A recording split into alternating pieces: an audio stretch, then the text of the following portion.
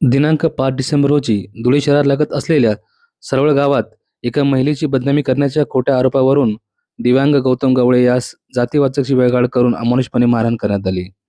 तसेच विशेष जातीय लोकांवर सामाजिक बहिष्कार देखील टाकण्यात आला असून संबंधित घटनेसंदर्भात सोनगिरी पोलीस ठाण्यात ॲट्रॉसिटी ॲक्टनुसार गुन्हा दाखल करण्यात आला असून अद्याप एकाही आरोपीला अटक झाली नसल्याने सत्यशोधक विद्यार्थी संघटना महाराष्ट्र व आंबेडकर समुदायामार्फत आज धुळे जिल्हाधिकारी तसेच पोलीस अधीक्षक यांना या संबंधीचे निवेदन देण्यात आले। या प्रसंगी दिव्यांग गौतम गवळे, ॲडव्होकेट संतोष जाधव, वंचित आघाडीचे रविकांत वाघ, सिद्धार्थ जगदेव व सत्यशोधक विद्यार्थी संघटनेचे सिद्धांत बागुल, केतन निकम, हर्ष मोरे, दम्मदीप मोरे, निलमा भांबरे, धनंजय जगताप, सिद्धार्थ बैसाने, दिनेश बैसाने, श्वेता गवळे, मयुरी जाधव, विश्वजित वाघ, हरीश वाघ, धनराज जालटे, शरद वेंदे व इतर पदाधिकारी व समाज बांधव उपस्थित होते। मी हर्ष विजय मोरे, सत्यशोधक विद्यार्थी संघटनेचा जिल्हा सचिव। सरवड गावामध्ये गौतम गवळे नावाच्या एका तरुणावर, जो तरुण डोळ्याने आंधळा आहे, त्या तरुणाला फक्त संशयावरून, बदनामीच्या संशयावरून मारहाण करण्यात आली। मारहाण करून फक्त तिथपर्यंत थांबले नाही तर त्याच्या आईला, म्हाताऱ्या बापाला, त्यांनासुद्धा मारहाण झाली। घरामध्ये असलेला जो डॉक्टर बाबासाहेब आंबेडकरांचा फोटो होता, त्या फोटोकडे बघून जातीवाचक शिव्या करण्यात आल्या, त्याला जातीवाचक शिव्या देण्यात आला।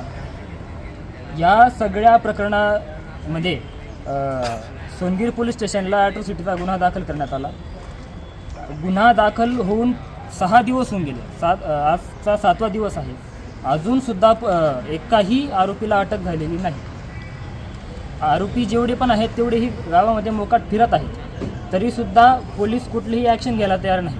सत्यशोधक विद्यार्थी संघटनेचं जे शिष्टमंडळ आहे ते काल सोनगिरच्या पोलीस स्टेशनला जाऊन त्यांनी भेट दिली, तेव्हा ते पोलीस स्टेशनमधले जे अधिकारी आहेत ते म्हणतात की ह्या गुन्ह्याचा जो तपास आहे तो DYSP साहेबांकडे आहे, म्हणून आम्ही काही करू शकत नाही।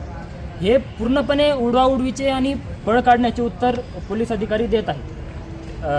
या प्रकरणामध्ये कोणतीही ठोस पावलं उचलण्याची त्यांची इच्छाशक्ती दिसत नाही। याच्याच पार्श्वभूमी अशी आहे की सरवड गावामध्ये दिवाळीच्या वेळी डॉक्टर बाबासाहेब आंबेडकरांचं मोठं फलक लावलं, त्या ठिकाणी आनंदोत्सव साजरा करत होते आपले दलित बांधव। त्यावेळेस त्या आनंदोत्सव साजरा करण्याच्या वेळेस सुद्धा तिथे वाद झाला, फटाके फोडण्याच्या वादावरून। या वादाची जी बैठक आहे ती पोलीस स्टेशनपर्यंत पोहोचली। त्याच्यानंतर समझोता झाला। समझोता झाल्यानंतर सरवडच्या ग्रामस्थांनी गावामध्ये बैठक घेतली आणि त्याच्यामध्ये सामाजिक बहिष्कार टाकण्याचा प्रयत्न त्यांनी केला।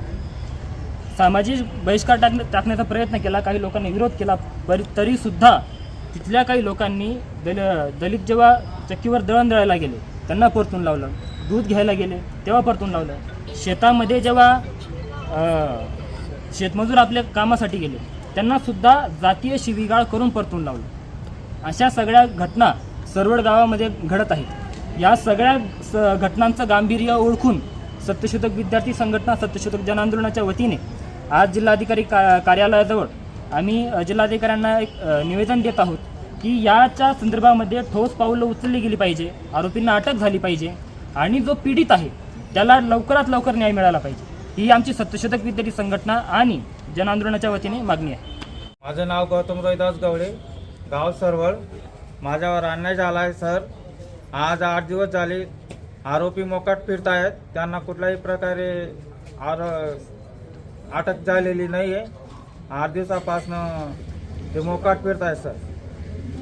तुम्हाला का बरं मारलं? काय घटना घडली? त्यांनी मला असं म्हटलं की तू आमच्या गावात माझी बदनामी करताय, एक गायत्रीबाई अनिल पाटील तिने सांगितलं तू माझी बदनामी करतोय बा, या कारणावरनं ते असं मला मारहाण केली सर घरात येऊन।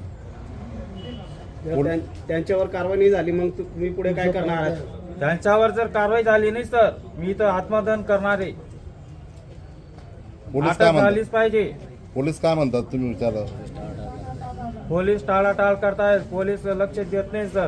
8 दिवसापासून फिरवत आहेत मला।